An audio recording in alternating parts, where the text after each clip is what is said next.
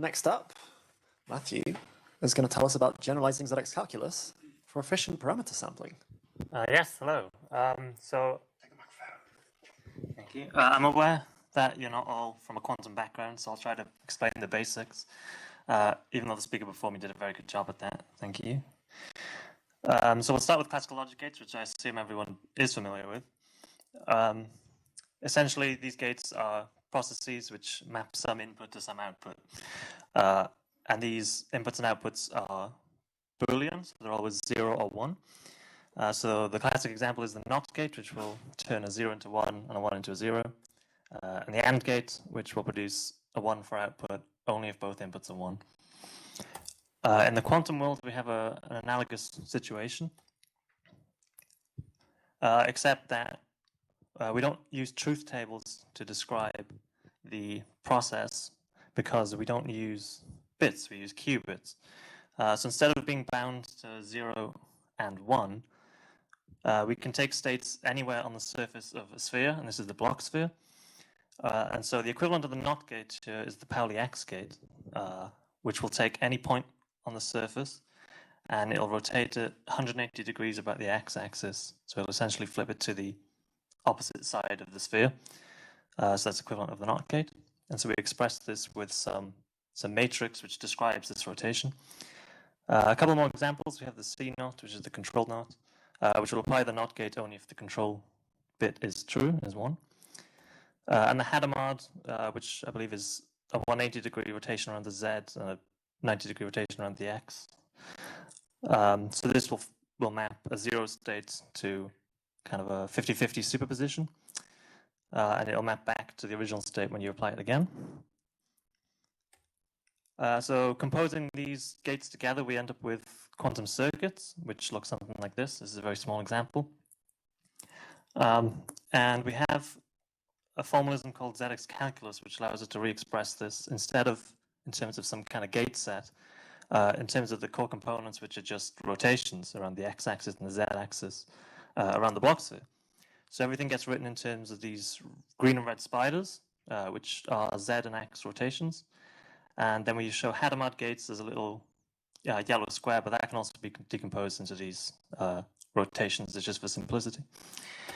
And with ZX-calculus, we benefit from a series of rewrite rules, which allow us to simplify it into a smaller form, which operates the same function.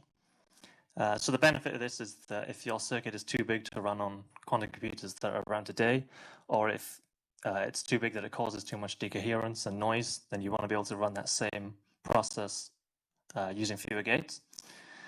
So if we can express this a given circuit in smaller terms, then that's very beneficial to us. So here are some of the rewrite rules of ZX-calculus. There's a handful more, but these are some classic examples. So the fusion rule, for example, if you have two spiders connected to each other of the same color, you can just merge them into one spider and add their phase. The phase, which is a number drawn next to one of these spiders, just denotes the angle that you're going to be rotating. So then the software we use to implement this is called PhysiX, because it's a Python implementation of ZX-calculus. So this allows us to generate these kind of graphs and to apply the rewrite rules, or to run some function that will run through these rules in order to produce the simplest possible graph it can. One of the limitations of PhysiX is, or rather was, that the phases had to be explicitly defined with numerical values. So pi over 2 would be fine, or 0 would be fine, but you couldn't just tell it, I want to leave it as parameterized alpha or beta pi or some other kind of arbitrary expression. So that would be fine, that wouldn't. So looking back to the rewrite rules, consider how we might be able to generalize, implement these generalized cases into PhysiX, into the software. So some of them lend themselves very neatly, such as spider fusion. It doesn't care what the two phases are, alpha and beta. We can quite easily add these to alpha plus beta, so there's no problems there. With pi commutation, you can see that the central node, it doesn't care what that is. It'll just flip it from alpha to minus alpha, but it does care what the other one is. So in this case, the red spider has to be pi in order for this rule to apply. If it's any other number, then this rule will not be applicable. So you can imagine instead, if that pi was beta, we'd have to just assume that this rule doesn't apply because beta is not necessarily pi. So to take another example, we've got this small circuit here. And naively, you'd say that none of the rewrite rules apply to this circuit, so we'd have to just leave it as it is. It's as simplified as we can get. But if we kind of are a bit more smart about it, we can say that, well, the pi commutation rule may apply if alpha is pi, or an odd multiple of pi, because all these phases are modulus 2 pi, because they're rotations. So we can say that if alpha is an odd multiple of pi, then we can apply the pi commutation rule to slide alpha past beta and flip the phase of beta.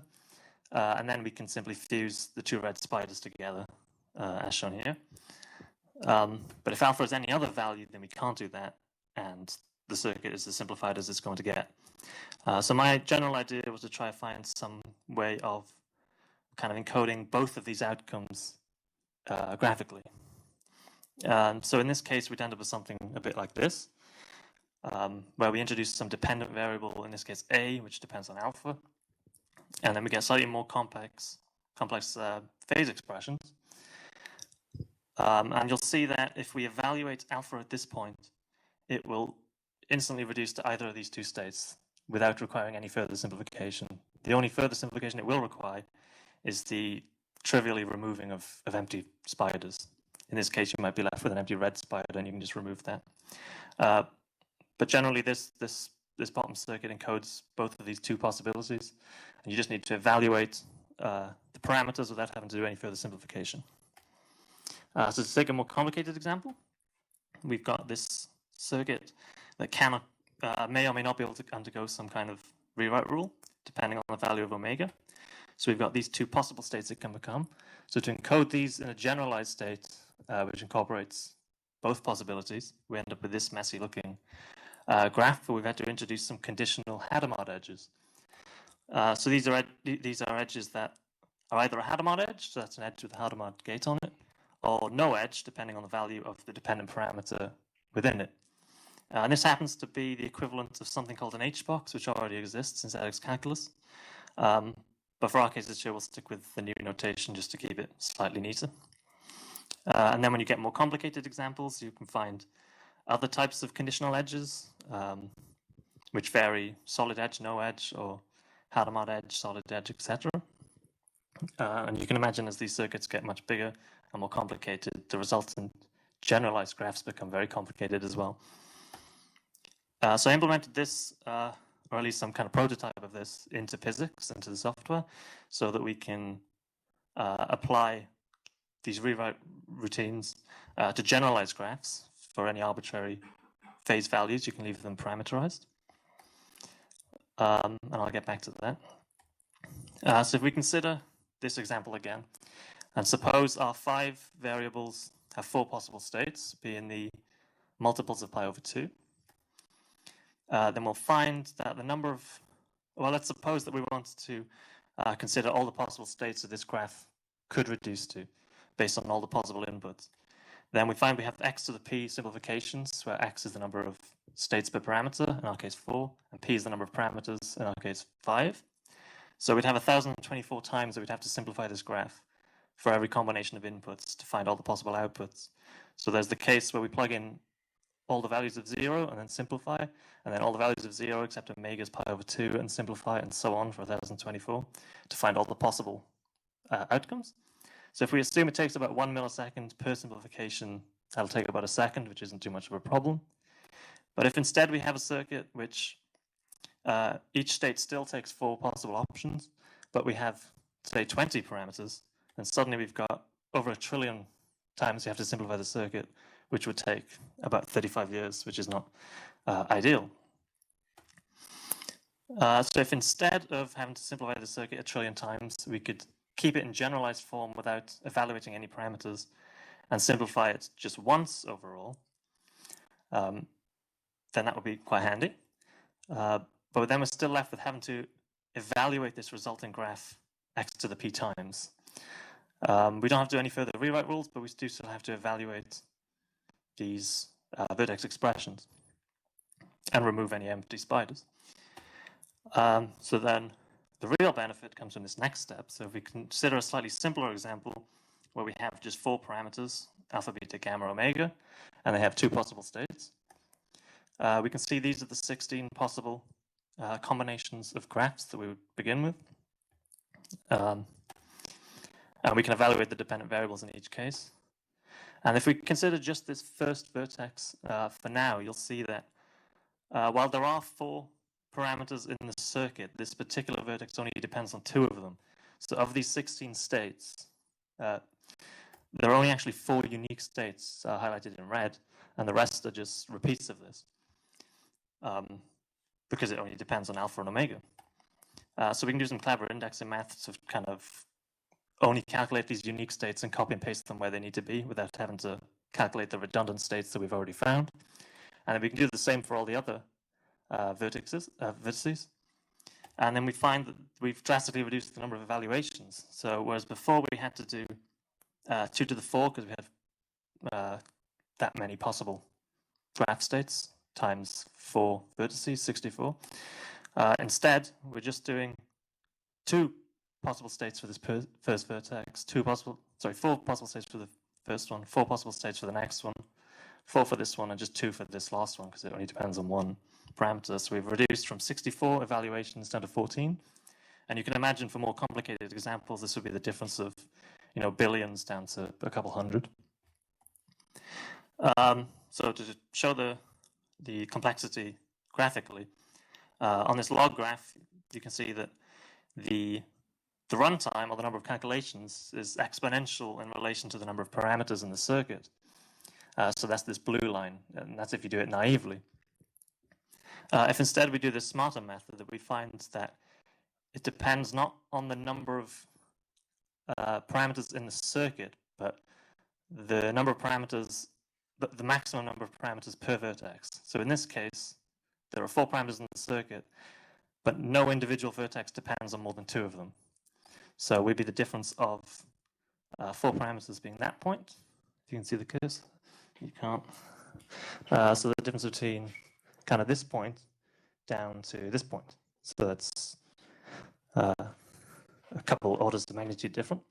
And you can imagine if we had a circuit with 10 parameters, that would be way up there, and we'd be able to bring that down to possibly where c equals 3 is if it reduces in such a way that no individual vertex contains more than 3 of these parameters. So based on the maximum parameters per spider rather than the whole graph.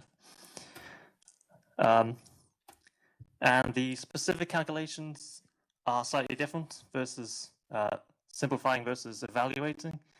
But this is kind of a linear difference, so this doesn't affect things too much. The point is that the number of calculations we're doing is being brought down by orders of magnitude. So implementing this into physics, I've got myself a routine where I can take any circuit and turn it into this generalized reduced form and then output all the possible outcomes. And running this for various random circuits compared to naively evaluating, simplifying every possible combination, we see that it does result in an exponential speedup, particularly for higher numbers of parameters. So if we had a circuit with many parameters and it reduces to something that wherein each vertex only has a couple of parameters, then you get an enormous speedup in almost every case. We found that it was very rare that a circuit would begin with, say, 10 parameters and reduce, and each individual vertex would have, 9 or 10 parameters. It's usually just 2 or 3, so the speedup is even more significant. On this top right point, that was about 3 hours classically versus, I think, less than a minute in the smarter method. So what are the possible applications of this? Well, to those of you who are familiar with quantum computing, there's classical simulation and ansatz fitting. So I'll go very briefly into some detail on this. So in classical simulation, we want to be able to take some quantum circuit and figure out the probability distribution of the possible outcomes for some given input. So we can kind of map this problem as saying that we have some kind of quantum graph, and we want to know the distribution of possible outputs for some given input. So one way to do this is to just plug in all the possible combinations of inputs and outputs, which class traditionally would be far too slow, but using this method, we'd be able to calculate all those combinations potentially very quickly. And the other method is ansatz fitting, where we might be able to apply this, where we take our circuit and we try to map it to some structure that would be efficient on some given hardware, some quantum hardware. And so essentially we've got our circuit, which is parameterized, and we want to find the optimal parameters that allow it to map to this ansatz. So this also lends itself to just sampling these parameters efficiently if we can. And that's kind of the general idea. Some minor improvements we might be able to make is try and spot other patterns that we can reduce. So we're further reducing redundancy, such as alpha plus 2 beta and gamma plus 2 delta. If all these parameters go through the same possible options, then we know that the 4 possible states of this first expression are the same 4 possible states as the second one. So there's no point in calculating that twice. And the other thing is that when we calculate each of these individual vertices, they're entirely independent, so we could calculate them in parallel if we had the hardware capabilities to do that. And that is the general idea. So if you have any questions, I'm happy to take them.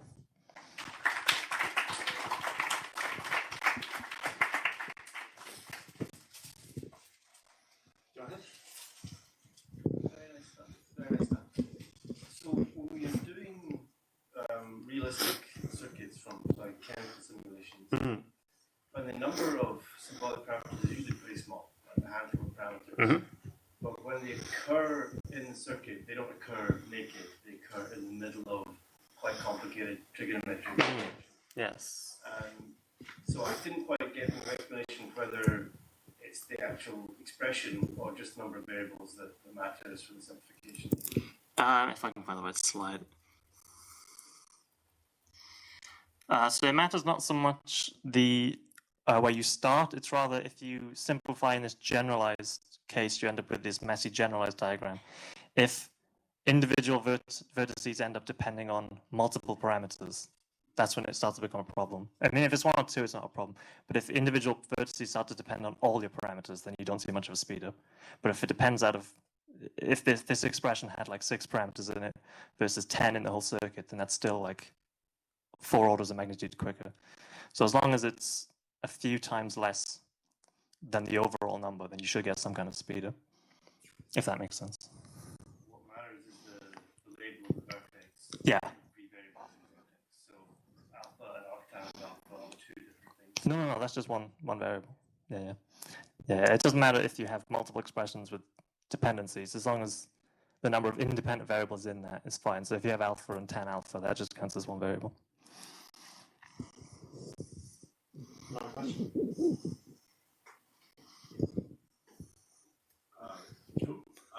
Nice talk.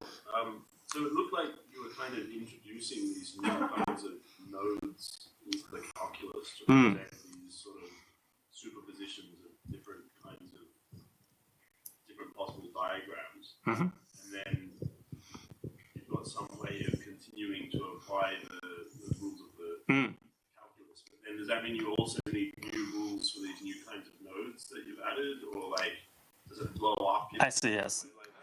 Yeah, that is something to consider, where if we're applying these rules to edges that have conditional Hadamard edges, so there might be an edge or there might not be, we don't know. So the rules, when it simplifies, it needs to reflect that, right?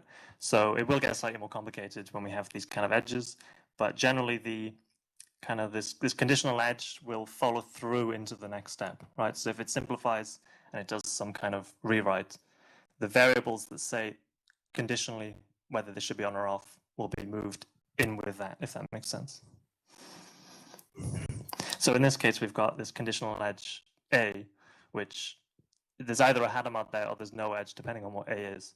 If we then did some steps, so this slide here, if we then did some step to try to do some more rewriting to the top right, that A would just kind of slide through to the next step. Okay, but is that done by like extra rules that encode that, or do you have to consider the different cases that are represented by that A? Like, it's kind of written in a very general sense, so it should just automatically kind of copy that through. There's very little changes to be made for that. Okay. One more question, we've got time. So it's very reminiscent of the way that we used to do the measurement-based computing simplified calculus. We've got a Boolean variable that encodes what measurement comes on. So is this a strict generalization of that, or is it just looks similar? I've only very loosely looked at the measurement-based quantum computing, so I couldn't say with certainty. But I think there's some kind of parallels. I don't know if it's an exact analog or if it's just kind of looks similar. I couldn't really say. I'd have to look into it in more detail. Yeah, I think it's a strict generalization. It could be. Yeah. In fact, we have loads of time, so we can even have one more question. And if not, I have one about one of your earlier slides, where one of the operations that you performed was combining spiders. Slide 9. So are these still the rewrite rules that you're using? These are the normal rewrite rules. Yeah. Okay, I see. But generally, when we'd apply this in software, even though this rule says alpha and beta, you'd have to actually give them some values, and then it would add them. It wouldn't be able to cope with actually, keeping it generalized. Yeah, my question was going to be, like, based on what you said later about the time of calculation depending on how many parameters appeared at each vertex, like, that's probably a rewrite rule that you wouldn't want to perform, in fact, right? Because you'd be summing the number of... I see what you mean. Yeah, but the point is to try and get the graph as simplified as possible. So if you avoid doing certain rewrite rules for that, then your graph isn't fully simplified, and you're left with more vertices than you could have. And the general point is to try and get as few vertices as possible. That's why we do the rewrites, so that we can actually run it on the hardware of today with less decoherence. Yeah, Maybe it makes it clear to see that alpha and beta, that's like our meta variables. And alpha and beta that I'm talking about are concrete. Yeah, exactly. Yeah. Yeah, okay, I see. Great, well, thanks again. Thank you.